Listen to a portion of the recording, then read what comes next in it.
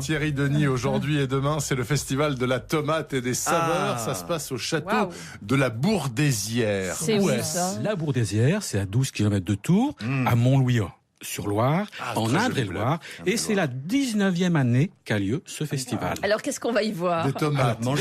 Une fabuleuse collection de tomates. 650 variétés qui sont cultivées dans le potager du château. Et puis il y a aussi un superbe jardin de dahlias ultra moderne, plus une cinquantaine de stands.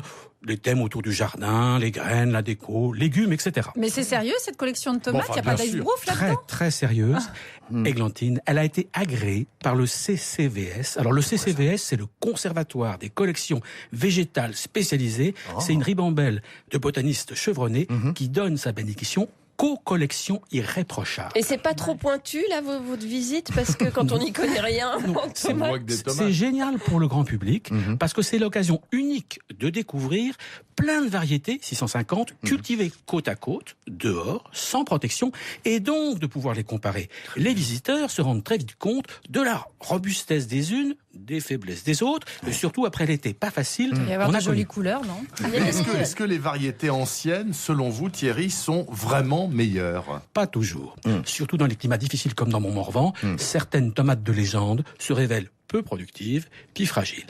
Alors qu'il y a des variétés très récentes qui sont délicieuses et saines, surtout dans le groupe des tomates cerises, comme la petite Sun Gold que j'adore. Pour ceux qui n'auraient pas la chance d'aller à ce festival, je vais donner d'autres noms de tomates qui sortent du lot. Bon Thierry, vous avez vu, j'ai sorti le stylo. Oui, moi aussi. On en fait tous autant, c'est parti.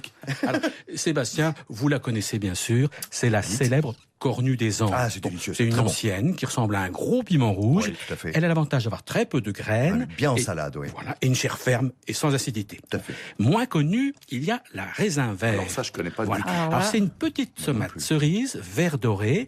Elle a un goût sucré, mais aussi épicé, ce qui est assez rare. Et ce qui est très pratique et amusant, c'est que sa peau s'enlève aussi facilement que celle d'une pêche. Alors on la confond pas avec le raisin si on met dans le même plat. Non, c'est sûr. Ce serait un trompe-l'œil amusant, cela dit. Bah oui. Et puis enfin, d'autre, une peu connue en France aussi, la Betty White. C'est une américaine aux beaux fruits crème. C'est vraiment crème.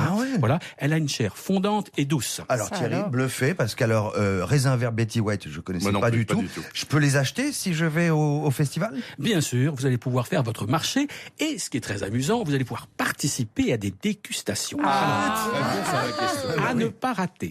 Le stand de l'association Tomates et concombres de France. Alors, il y a une association tomates et concombres fabuleux. de France. Alors, ils représentent une ribambelle de producteurs français de tomates.